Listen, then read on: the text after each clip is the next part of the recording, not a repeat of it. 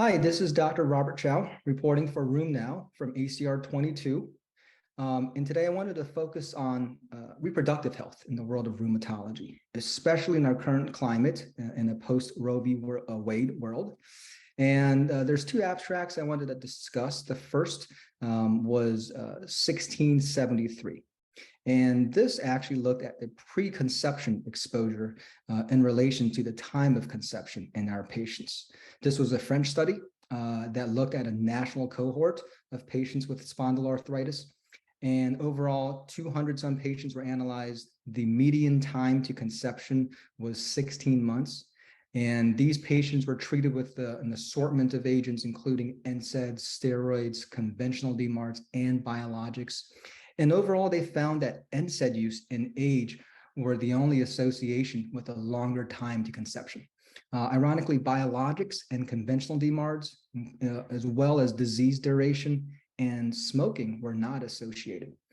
So I think overall, the study just tells us to be wary of NSAID use, especially in our female patients, young patients who are planning and conceiving, and try to minimize use. And I think it also goes back to our old adage that we hear every time with reproductive health in our world, which is healthy mother and healthy baby.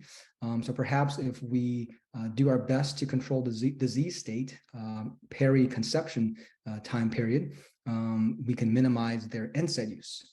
And the other study I wanted to focus on is a late-breaking abstract. This is L9. And this study really looked at the impact to access of methotrexate in our patients post-Roe v. Wade.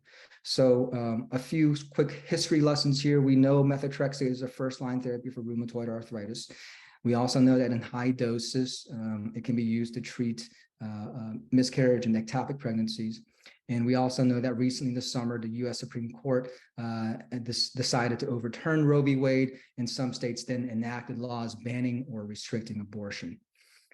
This study assessed the impact of that decision on our patients with rheumatic diseases and their access to care.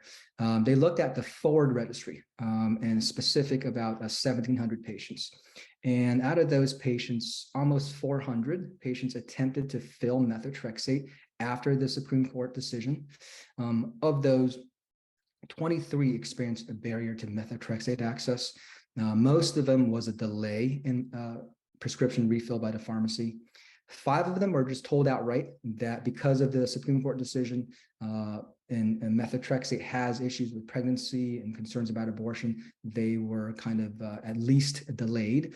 6 had similar experiences, but they did not really have a clear explanation and had a much less sort of acute presentation by the pharmacy.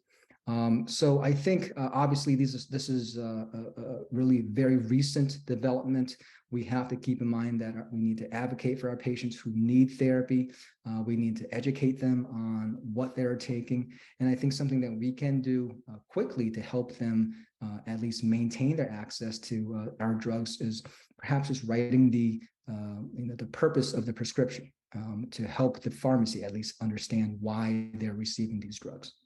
So thanks for tuning in to Room Now for coverage of ACR22, and feel free to follow me on Twitter at Dr. RBC. Thanks.